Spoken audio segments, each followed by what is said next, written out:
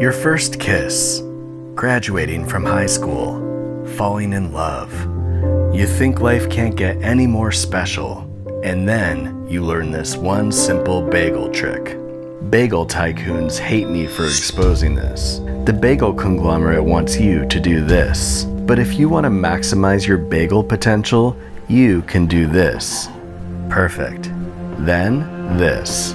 3 slices. That's one more slice than the bagel cartels want you to have. The bagel barons definitely don't want you doing that with this monster. I was able to get 5 bagel slices out of this guy. Not only do you get more bagel slices, you get this, the hubless wheel, the uncrusted circle, the unicorn of bagel slices, which is a textural dream. These thin slices are so much better for making sandwiches since dense bagels make for an overwhelmingly bready sandwich. In other words, thick bread is bad, thin bread is good. Now let's make special breakfast. Why is it called special breakfast? You'd have to ask the inventor, my friend Leslie, whose actual name is Lindsay, who everyone calls Louise on account of her name being Lucy. I'm gonna use an entire half a bagel for this because I refuse to be contained by my own rules. Throw it in your plastic toasting machine until it's golden brown, aka toasted, then cover it with cream cheese. I'm not sure what's up with these holeless bagels, but I think it has to do with them being baked by a person rather than made in a factory where everything is perfect, just like your life. I like to use enough cream cheese so that I can feel my arteries constricting with every bite. Then add on some salsa, then add some avocado, and finish it with salt and pepper.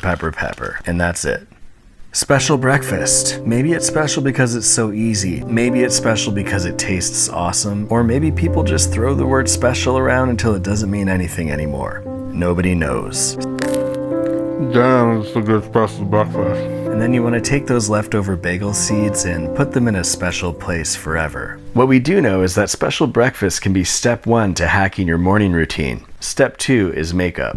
If you follow me on Instagram, you know I recently launched a makeup line. We've got carrot lipstick, raspberry blush with a scallion brush, blueberry mascara with apple stem applicator, and it comes with an orange peel carrying case. These products are vegan, organic, BPA free, although we did add a lot of gluten, so beware of that. So since I posted this, a lot of people have been asking me to do a tutorial, so that's what I'm gonna do now. So we'll start with the carrot lipstick. It's pretty straightforward, just like any lipstick. You just stick it on the lips. The instructions are built in. Blush is named after the term blushing, where your cheeks get red, and it gives you that hot, embarrassed look. Not trying to look like a clown here, just a person who may or may not be a clown. And you can't really tell where the blush starts and the skin ends. I just realized I was supposed to use the scallion brush for the blush, but I used the mascara applicator, but that just speaks to the versatility of these products. And then I'll just do a quick smoky eye tutorial, since that's a very new, popular thing. Seamless is the name of the game here. You want people to think it's a natural smoke, not an applied smoke. It's not cheating to use a little bit of magic marker. You can see how it brings out the natural skin texture. Good, that's looking pretty smoky.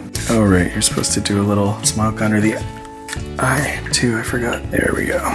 Now I have to say, we are looking pretty darn special. Like having a baby and getting up 5 times a night to feed it until you feel like you're gonna lose your damn mind. Like buying your first car so you can directly contribute to the climate crisis. Like going for an autumnal walk when leaves are just starting to change.